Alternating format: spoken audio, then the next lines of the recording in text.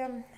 Сейчас, наверное, взгляды всего международного сообщества прикованы именно к этому региону.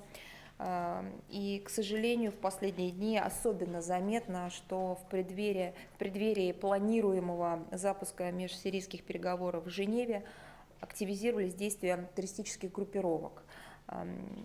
Речь идет о том, что они пытаются, очевидно, что они пытаются переломить ситуацию на театре боевых действий в свою пользу.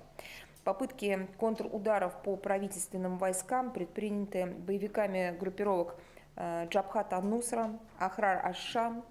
Они получили серьезные подкрепления из Турции в провинции Алеппо, в районе Джебель-ат-Туркман, в провинции Латакия. Обострение наблюдается в ряде пригородов Дамаска, в провинциях Идлиб, Хомс.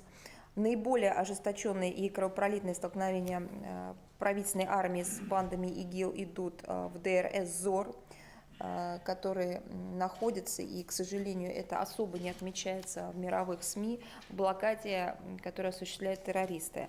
Там боевики Исламского государства вновь совершили преступление, произошла трагедия, было казнено около 300 сторонников законного правительства Сирии, главным образом из числа мирных жителей. Сотни человек были взяты в заложники. 17 января сирийская сторона направила официальное обращение к генеральному секретарю Организации Объединенных Наций и председателю Совета Безопасности ООН с указанием фактов грубого нарушения Турции суверенитета Сирии. Речь идет о неоднократных вторжениях подразделений турецких военнослужащих и бронетехники в приграничные районы Сирии, где ими было начато возведение стен, рвов и иных сооружений наряду с выполнением задач по поддержке вооруженных группировок, которые находятся в орбите турецкого влияния.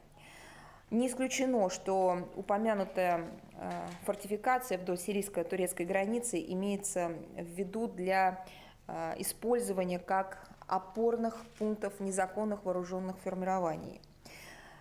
Необходимо обратить внимание, я хотела бы еще раз это подчеркнуть, особо это выделить, что в условиях, когда все заинтересованные стороны связывают надежды с стартом содержательного и, как это предписано, и, как мы полагаем, инклюзивного диалога между сирийскими властями и оппозицией, со стороны некоторых внешних сил продолжается подпитка боевиков в Сирии, включая, что самое ужасное, террористические отряды, как оружием, так и боеприпасами. Все это, подобная деятельность ведет к, наверное, обесцениванию любых публичных деклараций о приверженности мирному пути разрешения кризиса в Сирии. Идет вразрез с усилиями по содействию мирному процессу, который основан на резолюции 2254 Совета Безопасности ООН. Мы наблюдаем очередной виток давления на официальный Дамаск в связи с попытками возложить на него вину за ухудшение гуманитарной ситуации в стране.